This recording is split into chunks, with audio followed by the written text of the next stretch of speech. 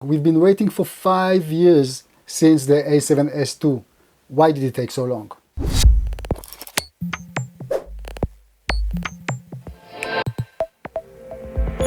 Hi, I'm Johnny from Cinema 5D, and today I'm here with Jan from Sony. Jan, how are you? Hi, Johnny. It's Jan. I'm very good. I hope you're well also. Yeah, I'm very well, and you just launched the Sony a7S III. Congratulations, first of all, and then what took you so long? We've been waiting for 5 years since the A7S II. Why did it take so long? Finally, yes. We have been waiting as well for it, to be honest. And we had a lot of questions to answer every year from all the Sony people.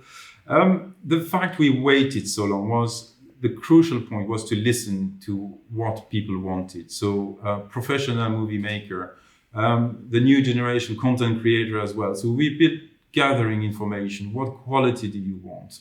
What kind of workflow are you using? What is your issue with the operation and so on? So we have been gathering all this information through all this year, and we wanted to leave this time to Sony, to us, to develop a product that would live to the expectation or even exceed the expectation.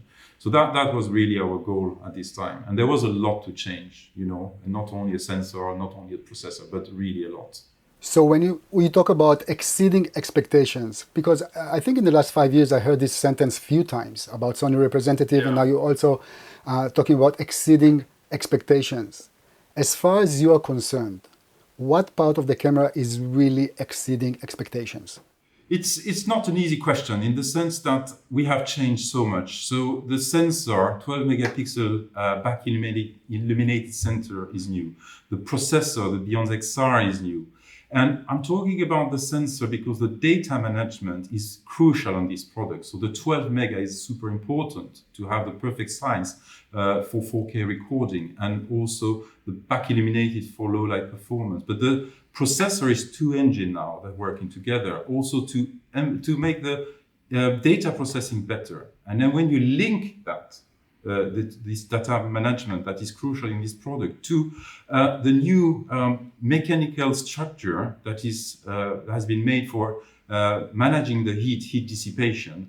And you put that together with a dual slot card, the CFexpress card, with the relay function, for example, it means that the recording time you will get on this product is amazing. So if you look at the 4K 60p 422 10-bit all-intra, we are currently able to record over 1 hour with one single battery up to the end of the battery. And if you plug in an external power pack on this product, you will be able to record up to 4 hours and maybe more. 120p, 30 minutes. So to answer your question, that's this heat management and the time recording linked to the data management is the most important part for me in this product. So it's rather easy for me to see how people who are using Sony anyway, let's say FX9, might be very attracted to this product, especially after testing it. Yeah. So within the Sony ecosystem, it's kind of clear why somebody would like such a product. But do you think you are able to attract people out of the Sony ecosystem to use it, really to change cameras? First of all, Sony has a quite good position overall in the video market. And we saw that especially when we launched the ZV-1 recently, the enthusiasm of the new generation of shooters, of content creators was so positive towards Sony in general, not only about the product. And the fact we're positioning this product on the top of the class of 4K is absolutely crucial. And it means that we want, of course, always to improve our position towards these run-and-gun shooters. But I think in the documentary segment, in the news segment, this product will have also amazing capability because of the recording time, because of the autofocus that is working in any mode. And if we now think about cinematic filming, more 4K in cinematic, the reality, if you look at movie theaters today, in Paris, in London, wherever in the world, not all of them are 4K even today. So I think the 4K in cinematic has a long time to live as well. And this product, because of its capabilities in 4K, will also be able. And finally, the last part for us is the hybrid shooter. So if we talk about corporate wedding photography and videography. All this segment that needs today more and more video will be also very, very important segment for us. You mentioned 4K in your previous answer, but do you see, let's say, do you see how the product can grow with future needs of a filmmaker? Just if we focus a couple of seconds on 4K segment. 4K segment, we're delivering 4:2, 10-bit, all intra, 120p, no recording time, super low light capability, no pixel binning, full pixel readout. You have stabilization, rolling shutter has been minimized. So the life of the product in 4K will be, I think, very amazing, to be honest. If we now talk about 8K, because I guess that's where you want to come in, the thing we have to remember, 4K, the first 4K TV was launched in 2012, 8 years ago. So it means that the time, and we are not still yet in the full 4K development. If you look at YouTube, video on YouTube and so on, we are not even there yet. So I think 8K will take a bit of time to still become a norm. And also the crucial thing on Alpha 7S III was that we didn't want to cut the quality and the spec of the 4K by adding a difficult to use 8K mode that will have issue of probably recording time. And also the 8K needs so much back office, so much power behind to treat to develop the files and work on the files that today we think that the market is not yet enough ready, and there are tools to do 8K that are high-end and that are dedicated for that. And we're talking, of course, about higher-end gear, even at Sony side. So let's continue to talk a little bit about specifications. You have 4 codecs in this to choose from with the A7S III. And the most advanced one, or the one with the best quality, is still H.264. Why did you choose actually to equip the camera with the, let's say, the best codec, but still with an ancient one and not move to the H.265? So H.265 is available in long op, you're right. And we provide the XAVC codec, new codec for the long op with recording at 220p. When it comes to all intra, you're right, we have used the H.264. There are, I think, 2 reasons. The main reason, the first one, is the portability of file and the workflow. Today, it's not everybody wants to work in H.265. People are still working in H.264. And the second thing is that if you launch a camera where the codec is not yet ready to be used on software, it's third-party software, for example, people would be really angry after us, I think. So it was really necessary to provide a codec that can be portable. And the codec H.264 from Sony, the XR, is not a bad codec. It's a very good codec, I believe. At least we can agree that you can't make everybody happy all the time. I mean, angry, yeah. People will always be a little bit angry. But talking about different codecs, obviously you didn't see any need to include internal recording, internal raw recording. What led to this decision? So raw recording is a good discussion. It's coming a little bit more popular now, the internal raw recording, but it's still a niche area. So if we look at raw recording, there is also another area, is the external recording, where usually the setup around the camera through, cages, additional monitor, external recording is a little bit more heavy situation. And this type of recording, we believe, is today more popular than the internal recording as a run and gun situation in RAW. So in this respect, we had to choose on balancing the product properly. So it's always, as you mentioned a bit earlier, you can't make everybody happy. And we believe that the external RAW 16-bit recording in 4K 60p is more important in terms of RAW than the internal one. And yeah, it's a balance. We could put more. It might be more expensive. It might take more time to develop. So that was a choice in the end we made. And we hope it's the good choice. Talking about 16-bit RAW, just to let the audience understand that the camera, actually, I think it's the first one in the Sony Alpha line that can output 16-bit uncompressed RAW signal out of the large HDMI connector that you have. Do you see any third-party manufacturers jumping on this opportunity? Because as far as I know, nobody's really supporting, let's say in a modestly priced package, nobody's really supporting that kind of 16-bit input. You're right. First of all, you're right on all points. It's the first time for Sony to have this 16-bit RAW output, and that's great. Also, as of now, as of today, it's true that there is no third-party manufacturer providing this straightforward compatibility. But we'll see. Atmos has made a release in July about the Ninja 5 with a potential possibility for that. So I would ask you, of course, and you might know already more than me on that, but I would ask you to talk with Atmos side as well to understand. And the last point that I want to make about this 16-bit is whatever happened in terms of third party, if you have converters from 16 to 10 to 12 or even 14, it means that we always will be compatible with the highest quality, always be able to be future-proof with the 16-bit as well. So that's also a reason why we decided to go for 16-bit rather than to a lower rate. Another world first for you guys is the use of CFexpress card Type A, which is, it looks beautiful, it's much smaller, but it's not about beauty, it's about performance, and this is a very, very fast card.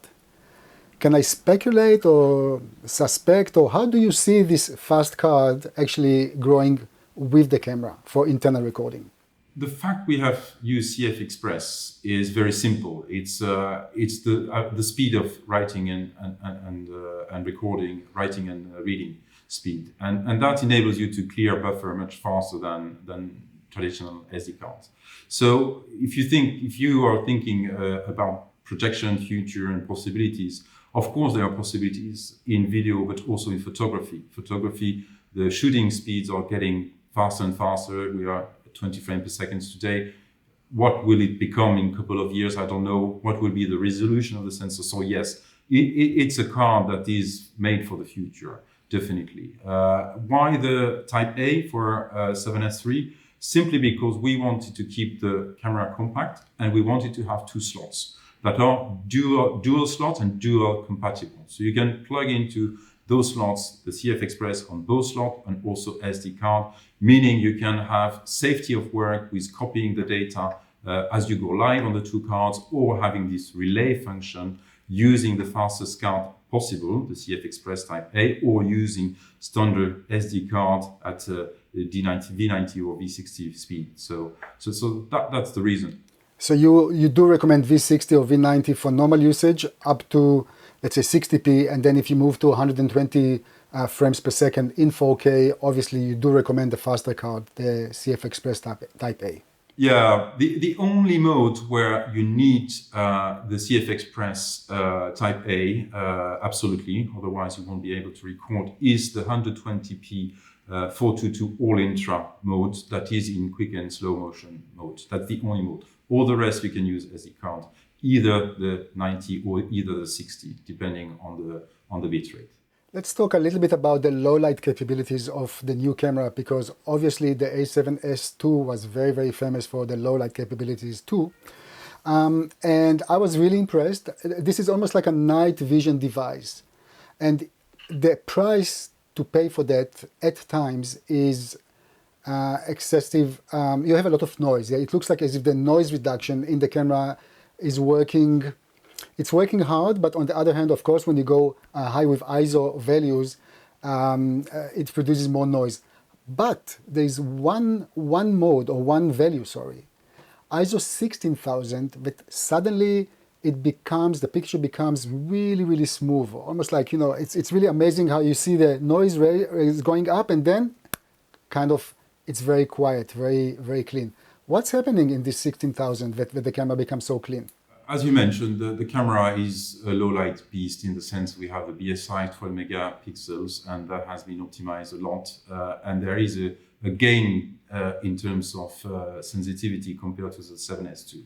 So that's the first part. Concerning the 16,000, to be honest, I can't really comment on that in the sense that I think you probably refer to dual ISO from what I know, it hasn't been used.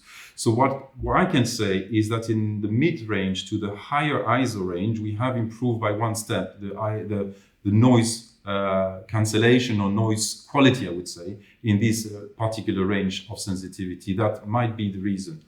Why and how, engineering-wise, I wouldn't be able to answer you, Johnny, unfortunately. As far as I know, this is not a dual ISO camera. I mean, it's at least the... No.